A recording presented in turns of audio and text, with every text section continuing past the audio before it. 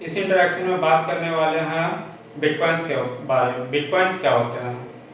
Bitcoins virtual currency होते हैं जिसको क्रिप्टो करेंसी बोला जाता है इंग्लिश में। और क्रिप्टो करेंसी का कहने का मतलब है वो इंफॉर्मेशन क्रिप्टेड फॉर्म में स्टोर करते हैं। क्रिप्टेड फॉर्म कहने का मतलब है, क्रिप्टेड फॉर्म जो है बेसिकली वो क्वांटम मैकेनिक्स का टर्म है। क्रिप्टो मीन्स कुछ भी हिडन इंफॉर्मेशन उसमें छुपा हुआ है। तो क्रिप्टो करेंसी का कहने का मतलब है बिटकॉइंस जो है वर्चुअल करेंसी होता है और वो डिसेंट्रलाइज्ड फॉर्म का करेंसी है। मतलब उस पर किसी का अथॉरिटी नहीं होता, कोई उसको कंट्रोल नहीं करता, ना प्राइवेट ना गवर्नमेंट। ये डिसेंट्रलाइज्ड एक करेंसी है जिस पे किसी का कंट्रोल नहीं होता, कोई भी कंट्री इसको कंट्रोल नहीं करती है।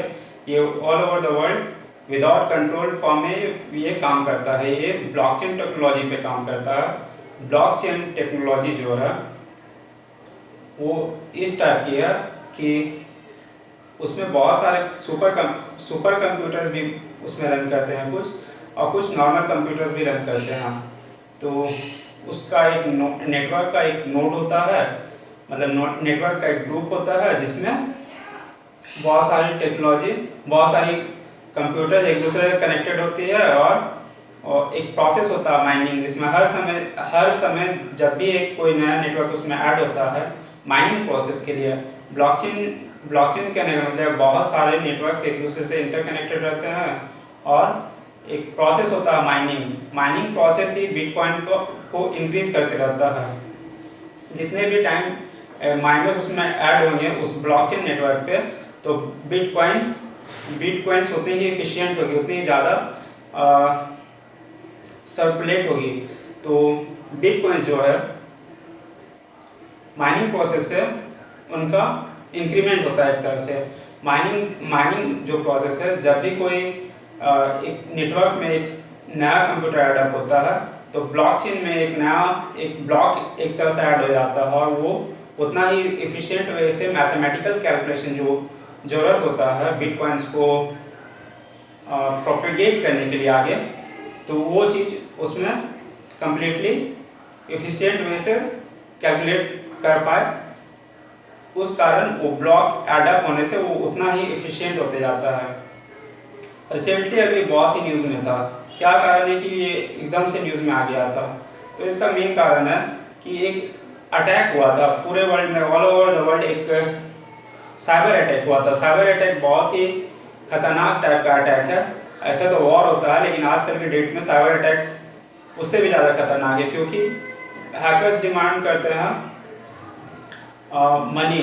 जब भी वो कुछ नेटवर्क को हैक करते हैं या किसी भी इंस्टीट्यूट के सुपर कंप्यूटर को हैक करते हैं, तो उनका जो डिमांड होता है वो बिटकॉइन में वो कर रहे थे। अभी रिसेंटली अप्रैल मई का बात है। तो वो एक अटैक था रैंसमवेयर अटैक। रैंसमवेयर जो अटैक था उसमें हैकर्स डिमांड कर रहे थे कि उनको पे किया जाए बिटकॉइंस में, तब जाके वो उनको अनहैक करने का ट्रिक बताएंगे।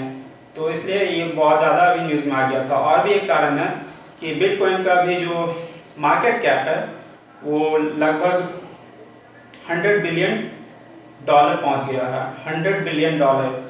तो जब 2009 में इसका स्टार्ट हुआ था क्रिप्टो करेंसी का, बिटकॉइंस का, ऐसे क्रिप्टो करेंसी के बहुत सारे फॉर्म हैं, जैसे एथेरियम है, फिर लिटकॉइन है, फिर और भी बहुत सारे कॉइन्स हैं।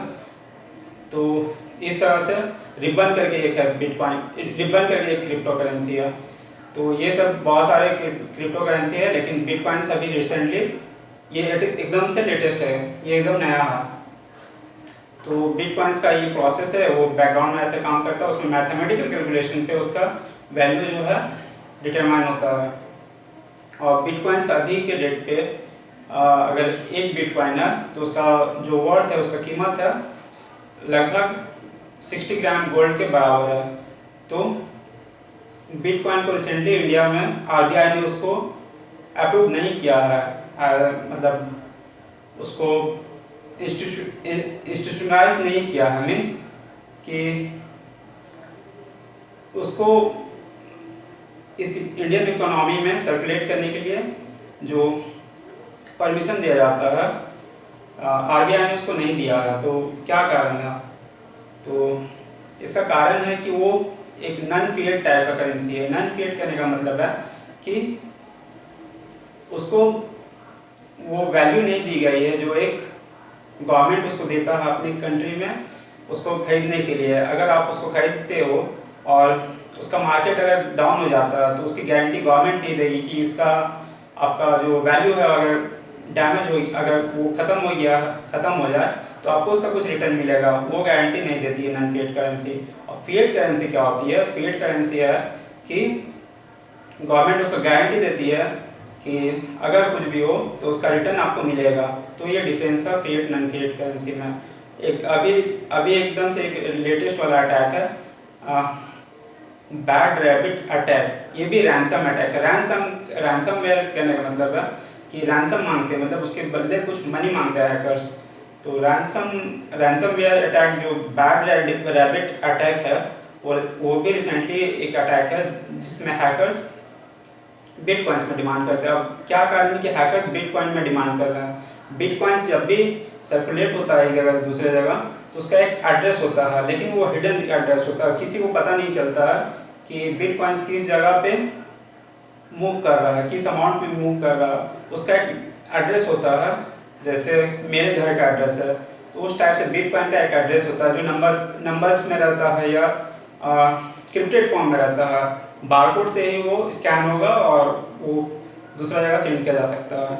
तो इसलिए हैकर्स अगर उस पर डिमांड करते हैं तो उनको ट्रैक करना बहुत ही मुश्किल होता है, इसलिए वो बिटकॉइन पे डिमांड करते हैं।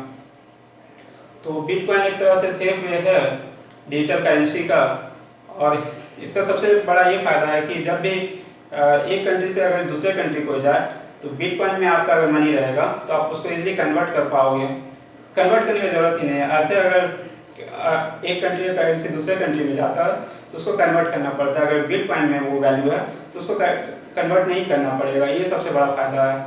तो ये था बिटकॉइन और इसका टेक्नोलॉजी ब्लॉकचेन जिस पे ये काम करता है, और वो माइनिंग प्रोसेस था जिसमें बहुत सारे कंप्यूटर्स एक दूसरे से इंटरकनेक्टेड होके